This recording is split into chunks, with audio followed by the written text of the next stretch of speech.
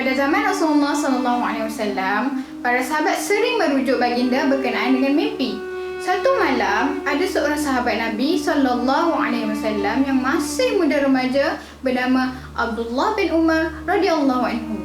Beliau pergi ke Masjid Nabawi lalu membaca Al-Quran sehingga keletihan. Setelah membaca Al-Quran dengan cukup lama, beliau hendak tidur. Seperti sedia kala, sebelum tidur, beliau akan menyucikan diri dengan cara berwudu.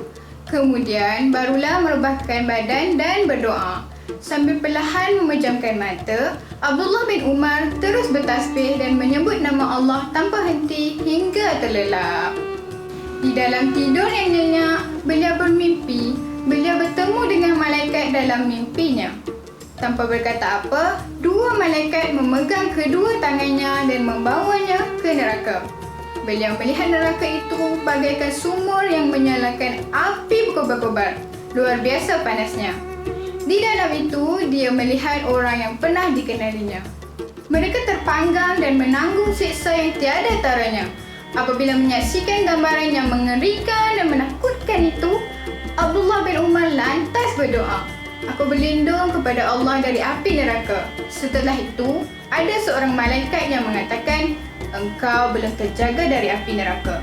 Pagi harinya, Abdullah bin Umar menangis mengingat mimpinya. Lalu dia pergi ke rumah saudaranya Hafsyah bin Umar, isteri Rasulullah SAW. Beliau menceritakan perihal mimpinya dengan hati yang gundah gulana. Hafsyah mendapatkan Rasulullah SAW dan menceritakan mimpi saudaranya. Kemudian Rasulullah SAW bersabda, "Sebaik-baik lelaki adalah Abdullah bin Umar jika dia mahu melakukan solat malam." Mendengar hal itu, Hafsyah dengan gembiranya memberitahu Abdullah bin Umar.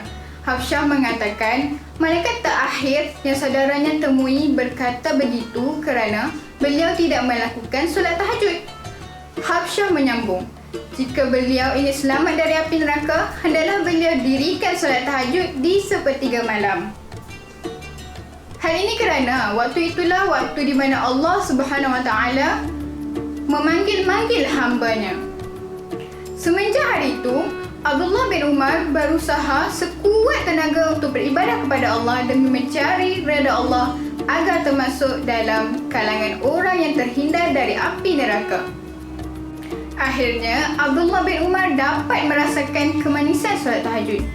Tiada yang lebih indah dari saat-saat beliau sujud dan menangis kepada Allah di malam hari. Begitulah kisah Abdullah bin Umar yang memimpikan neraka.